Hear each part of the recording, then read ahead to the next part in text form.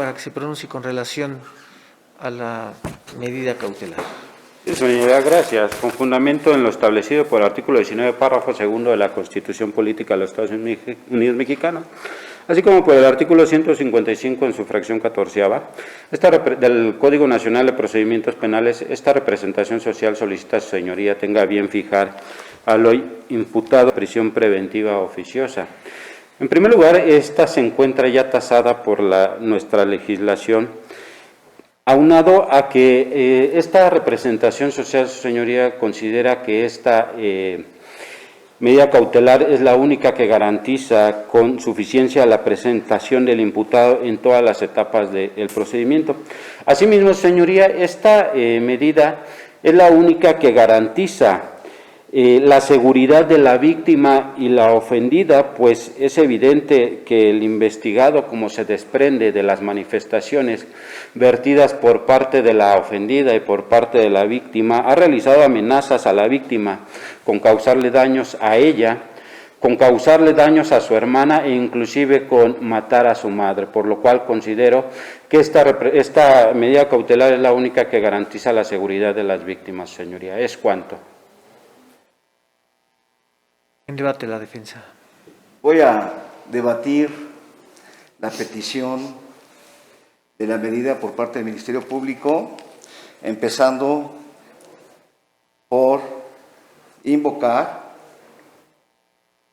esta jurisprudencia por precedente del Tribunal Superior de Justicia del Estado de México, de fecha jueves 15 de junio de 2023, del tomo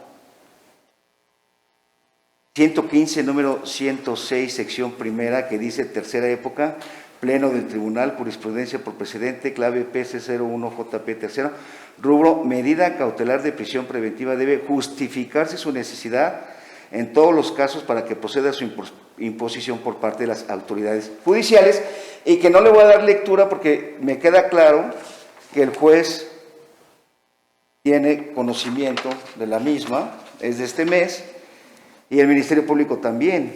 Instancia, pleno, antecedente, análisis de caso para fijar precedente. Asunto resuelto por el primer Tribunal de Alzada en materia penal de Tlalnepantla. Fecha de aprobación, 31 de mayo de 2023. Esta jurisprudencia del Poder Judicial retoma lo que ya sabemos los abogados en cuanto a la más reciente sentencia de la Corte Interamericana de Derechos Humanos en los casos de Sonpaxtle de Quile contra México y caso García Rodríguez y otro contra México. He escuchado al Ministerio Público donde dice que es la única que garantiza la presentación. Eso no es así, porque no justifica por qué todas las demás no garantizan la presentación del inculpado al proceso. Y esto lo venimos manejando hace 12 años que empezó el sistema aquí en Tlalnepantla en abril de 2011. Dice que hay riesgo para la sociedad y amenazas que ha recibido la víctima. Pero mire usted qué interesante, su señoría. Primer punto, la denuncia es de fecha 26 de septiembre de 2022. Sí, va a cumplir un año. Por un hecho del 16 de enero de 2022. El señor se dedica a su trabajo. Durante todo este término, la señora jamás ha denunciado algún atentado en contra suya. Es decir, esas amenazas que invocó el representante social no tienen ningún dato de prueba objetivo. Porque resulta muy sencillo decir, me amenazó. Es tan sencillo como decir yo que me encontré a Pedro Infante entrando a la audiencia. Pero eso no es así, eso hay que acreditarlo. Pero sobre todo que no dice el MP porque otras medidas no son suficientes para garantizar todo esto. Ahora, agréguele usted, con su experiencia vasta de lustros, los asuntos donde se falta la verdad cuando tienen que ver custodia, pensión alimenticia y bienes conyugales. Pero bueno, tal vez ese no es el momento por este debate. Para Varona Vilar, la prisión preventiva es una medida cautelar personal excepcional, en el sentido de que debe hacerse uso de la misma en última instancia. Para José Luis Embriz Vázquez, escribió un libro cuando era juez aquí en Barrientos, ahora es magistrado. Dice que la prisión preventiva contiene características que la colocan en un reto serio frente al nuevo modelo procesal penal implementado en México. Hay que recordar entonces la excepcionalidad, la proporcionalidad de la medida. En este nuevo sistema, ¿verdad?, debemos tomar en cuenta el principio de progresividad. Los derechos humanos vayan como las ranitas, para adelante siempre y nunca para atrás. Lo anterior al principio pro homine o principio pro persona, que significa que siempre se ha de buscar lo mejor para los seres humanos. Así entonces, si abogamos por un sistema acusatorio penal en un Estado democrático de derecho, en el que se respeten los derechos humanos, así como el principio de progresividad, pues no podría proceder prisión preventiva en un hecho delictuoso que incluso en el sistema tradicional pudiera alcanzar libertad provisional bajo caución. No estamos analizando si le tocó o no la vagina, porque eso es un tema de otro estadio y un tema del tipo penal o hecho que la ley señala como delito.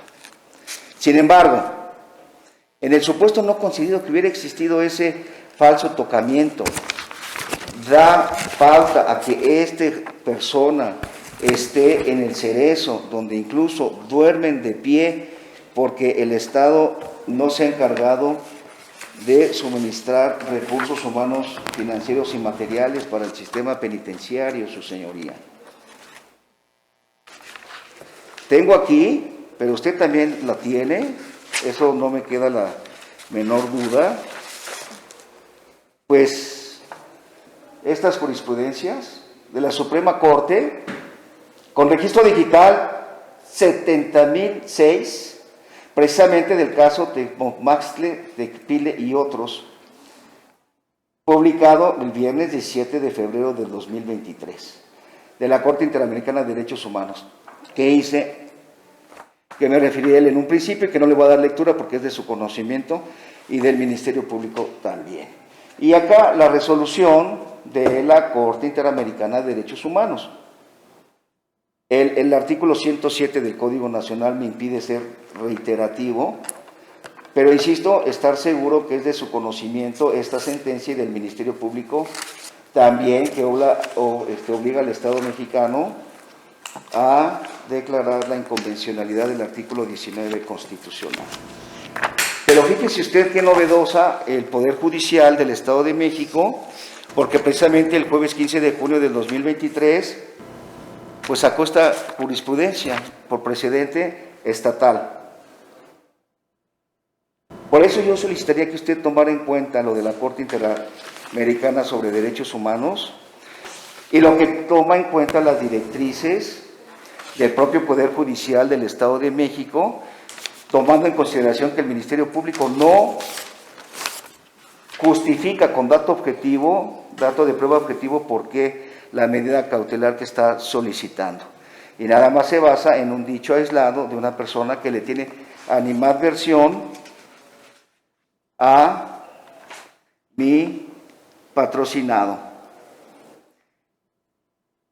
Considero que la prisión preventiva oficiosa es una medida inconvencional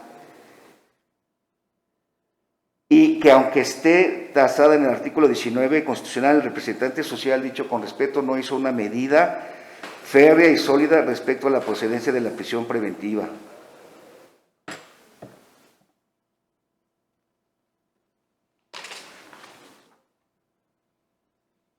Yo le pido, señoría, con todo respeto y humildad, ya que hay un juez valiente que en el mismo delito no aplicó la prisión preventiva oficiosa, claro, cada juez es diferente, tienen plenitud de jurisdicción, atendiendo al principio pro persona, que no se aplique la prisión preventiva oficiosa, ¿no? Máxime que en un asunto donde existe animadversión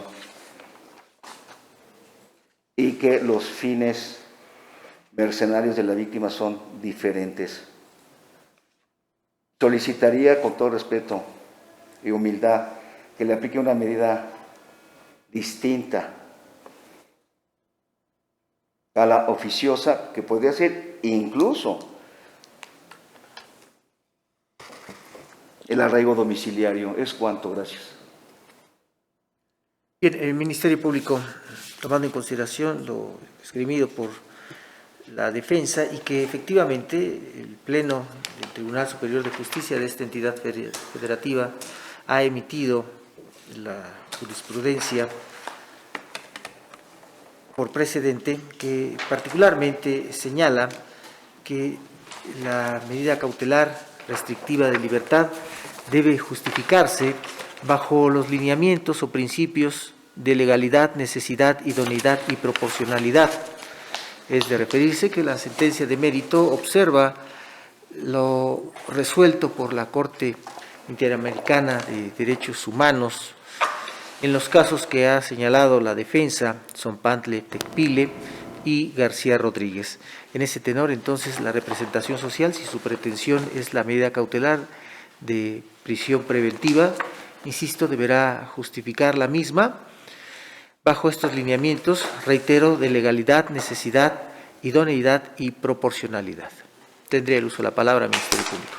Gracias, señoría. Insistir, como sabemos, la medida cautelar tiene como finalidad precisamente, una de ellas es garantizar la comparecencia del imputado a todas las comparecencias dentro de esta audiencia.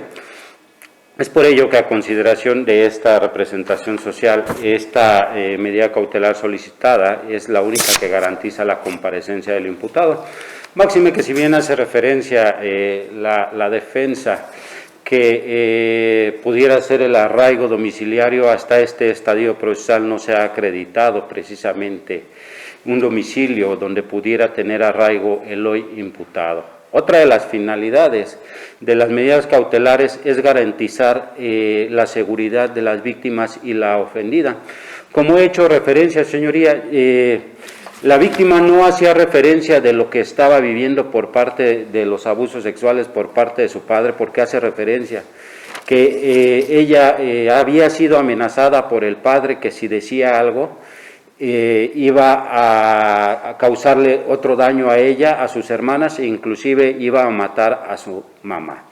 La defensa refiere que hasta este momento, desde que se hace la denuncia hasta este momento, no ha hecho denuncia la madre o la menor respecto de otro hecho delictivo, pues es evidente que el hoy imputado no sabía de la carpeta de investigación que nos ocupa, mas sin en cambio, al enterarse de que existe esta investigación en su contra por parte de la ofendida y de su hija, puede el hoy imputado cometer o realizar las amenazas de las cuales hace referencia la adolescente que le hizo.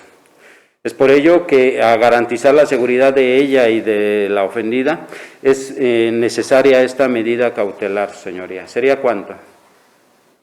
La defensa. Voy a empezar a responder de lo reciente para atrás.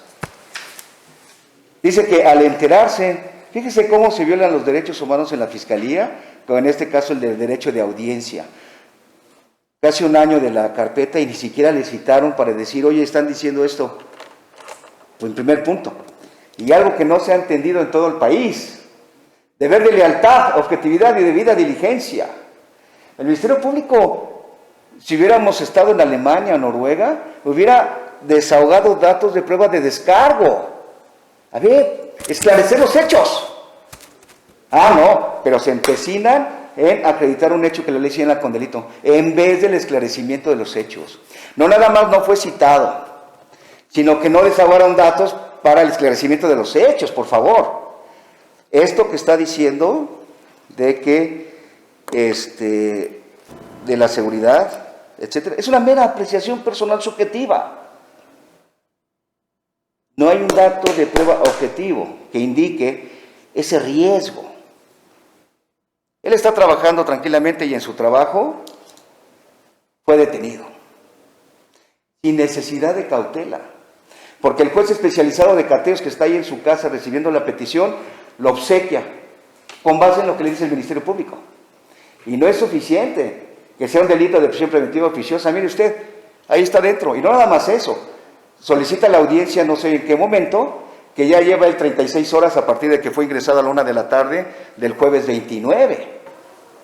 Ese es un punto que denota esta forma de actuación de cómo se conduce la Fiscalía, que me queda claro que puede ser otro tema diferente, pero que puede robustecer, pues que no funda ni motiva el Ministerio Público.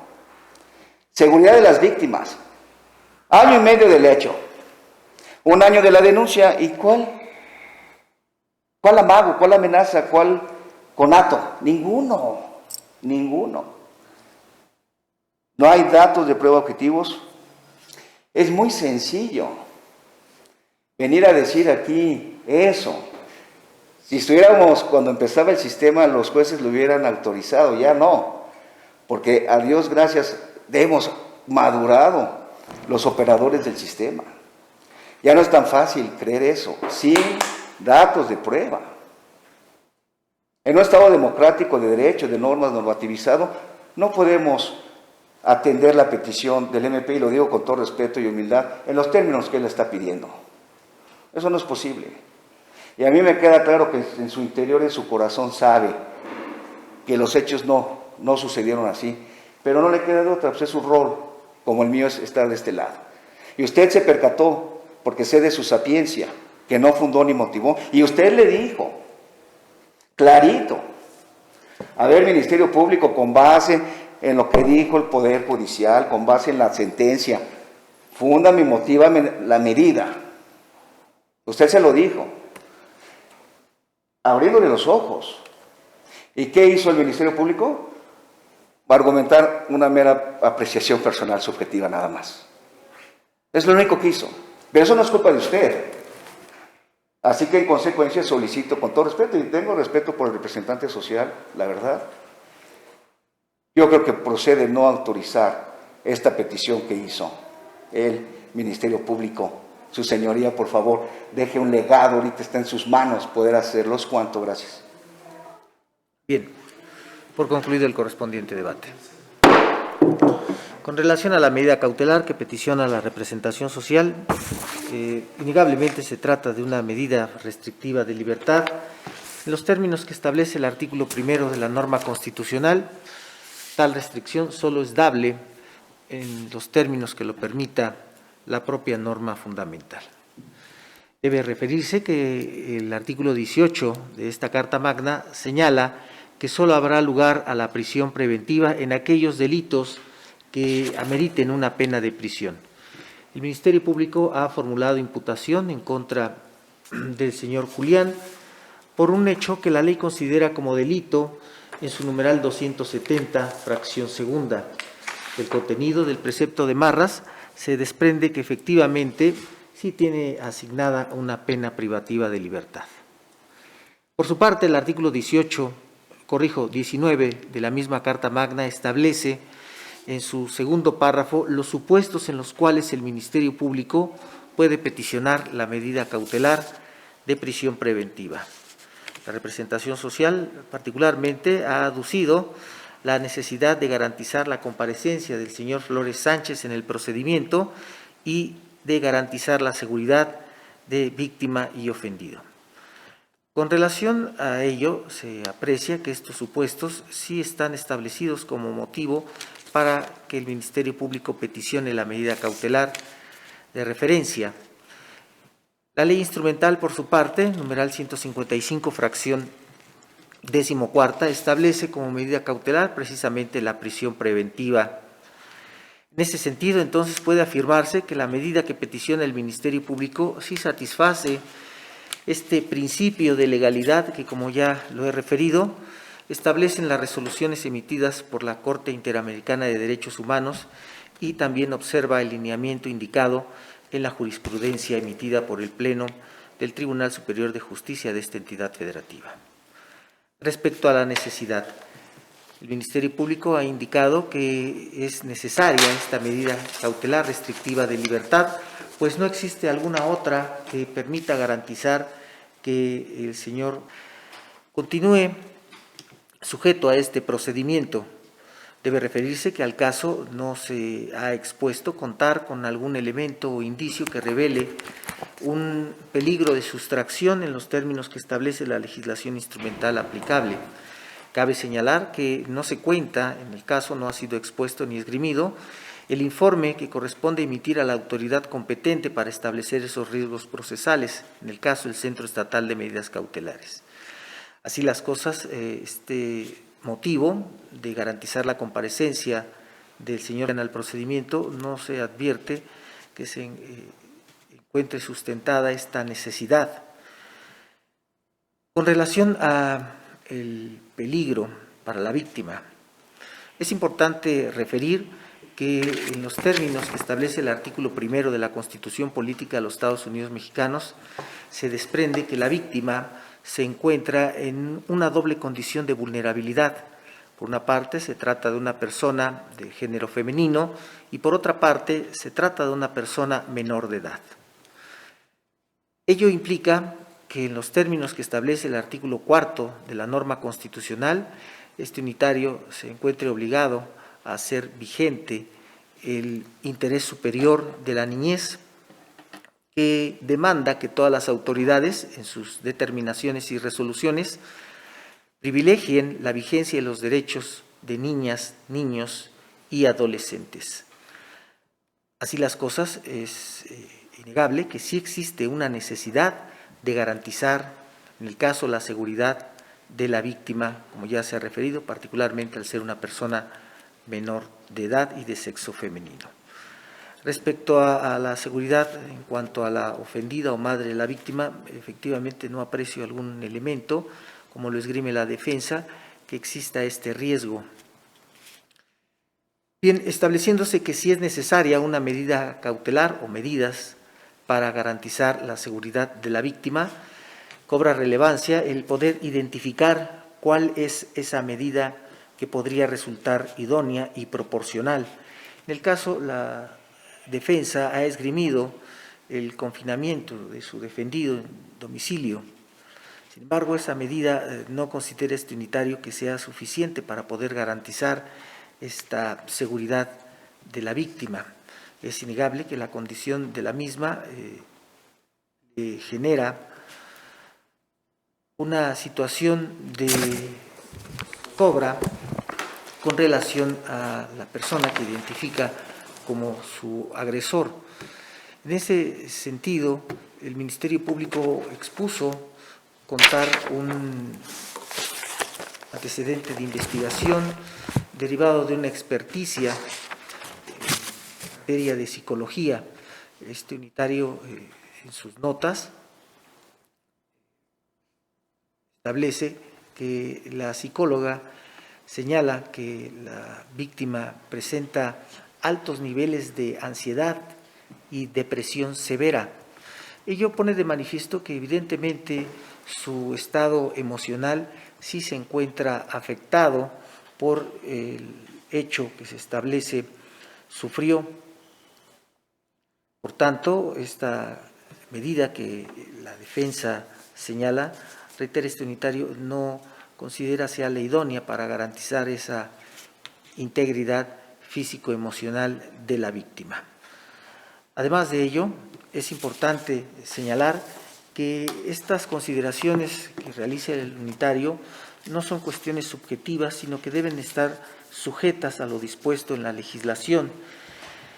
Al respecto, el artículo 170 del Código Nacional de Procedimientos Penales señala que la protección que deba proporcionarse a la víctima u ofendido, a los testigos o a la comunidad se establecerá a partir de la valoración que haga el juez de control respecto de las circunstancias del hecho y de las condiciones particulares en que se encuentren dichos sujetos, de las que puedan derivarse la existencia de un riesgo fundado de que se cometa contra dichas personas un acto que afecte su integridad personal o ponga en riesgo su vida.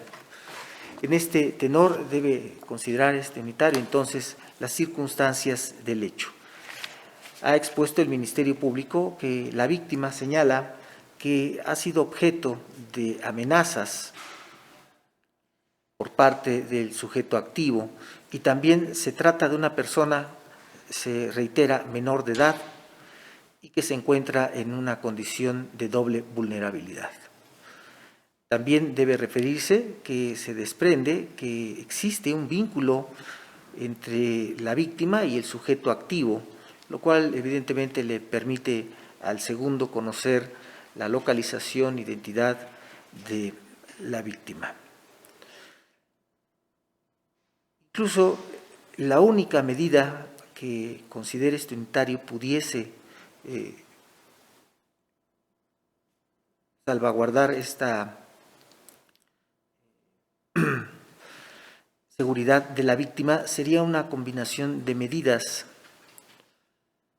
que serían las restricciones de aproximarse a lugares, a personas, y ello robustecido con una medida como lo es la del brazalete, que permite ubicar a la persona en el lugar en el que se encuentre y de esta forma garantizar que no se aproxime a lugares particularmente específico.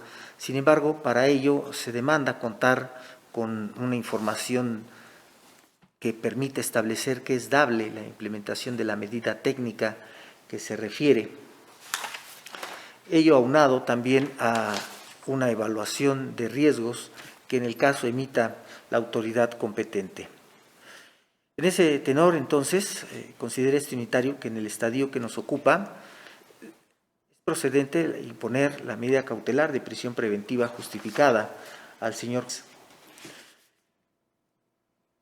con base en lo dispuesto en los artículos 1, 18 y 19 de la Constitución Política de los Estados Unidos Mexicanos, así como en los numerales 19, 155, fracción 14ª y 170 del Código Nacional de Procedimientos Penales, vigente en esta entidad federativa. La medida cautelar que se impone al señor estará vigente durante el procedimiento que se le instruya en el presente caso. Lo anterior sin perjuicio de que una vez que se cuente con la información que permita establecer que es dable técnicamente la imposición de una medida cautelar consistente en el brazalete electrónico, la medida cautelar que nos ocupa puede ser sustituida, pues se reitera junto con otras medidas, considera este unitario que permitirían razonablemente garantizar la seguridad de la víctima, que es el motivo de imposición de esta medida cautelar. En consecuencia, entonces, se ordena sea dirigido oficio al Centro Estatal de Medidas Cautelares, requiriéndole que realice una evaluación de riesgo, tanto de peligro de sustracción como para seguridad de la víctima, y particularmente informe si es dable técnicamente que el señor pueda acceder al brazalete o sistema de radiolocalización. El informe de referencia se señala deberá ser entregado a más tardar a las 14 horas del día 4 de julio del año que corre. De igual forma deberá dirigirse oficio a la autoridad penitenciaria, haciendo su conocimiento el requerimiento a la autoridad de medidas cautelares para que permita el acceso al centro penitenciario y de esta forma pueda realizarse la evaluación requerida, previniendo a las autoridades señaladas una medida de apremio de 100 unidades de medida y actualización en caso de incumplimiento con ello. Bien, queda así resuelta entonces la medida cautelar que se impone al señor, la cual deberá ser comunicada a la autoridad penitenciaria para los efectos legales correspondientes.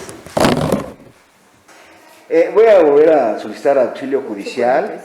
Este viene previsto en el 113, fracción 9 de la Constitución, una interpretación armónica y sistemática del 126, el 134, fracción 4,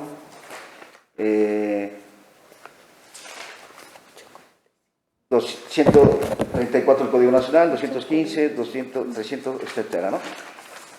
Porque bajo el deber de lealtad, le puedo comentar a su señoría que quien establece la viabilidad de lo que usted tuvo a bien acordar es la Dirección General de Reinserción Social. Solicitaría, con todo respeto, se gira un oficio a la Dirección General de Reinserción Social del Estado de México para el efecto de que informe la viabilidad de la colocación del brazalete a mi patrocinado, poniendo a su disposición gentilmente al personal administrativo de mi despacho para que entregue ese oficio el lunes allá en Toluca, con el compromiso de regresar inmediatamente el acuse, su señoría.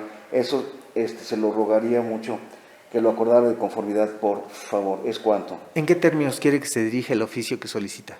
Muy bien, así, mire usted, que se sirva informar la Dirección General de Reinserción Social la viabilidad de la colocación del brazalete a mi patrocinado con el domicilio que él tiene indicado. Yo podría incluso hacerle llegar un escrito por la FEGEN, proporcionándole no nada más dónde vive, sino dónde trabaja, por el tema de que tengan un rango para que ese brazalete sea funcional y entonces proceda su colocación. Nada más es en ese sentido, señoría. ¿En qué términos quiere que se remite entonces el oficio? La verdad, no le entiendo en qué términos, ¿el fundamento o cómo? ¿A quién quiere que se dirija? Discúlpeme, prefiero preguntar, ¿verdad? Al director general de Reinserción Social del Gobierno del Estado de México, que está en Toluca. ¿Sí me expliqué? Por favor. ¿Qué quiere que se le solicite? Que informe a este honorable juzgado la procedencia de la viabilidad para la colocación del brazalete. Es decir, lo mismo que le va a pedir al CEMECA. En esos términos, exacto, como usted lo ha referido. Sí. Bien. Muchas gracias. Se ordena sea dirigido el oficio en los términos peticionados por la defensa. Se ordena que lo resuelto en la presente sea comunicado a la autoridad penitenciaria para los efectos legales correspondientes. Asimismo, se instruye al área administrativa conceda a las partes las autorizaciones que les permitan acceder al expediente electrónico. De igual forma, se autoriza la expedición de material videográfico de la presente, el cual quedará bajo la estricta responsabilidad de quien o quienes lo reciban, pues se contiene la imagen del señor, quien en ningún momento ha consentido o autorizado su exposición. Ministerio Público, manifestación o petición que adicionar. Ninguna, señoría.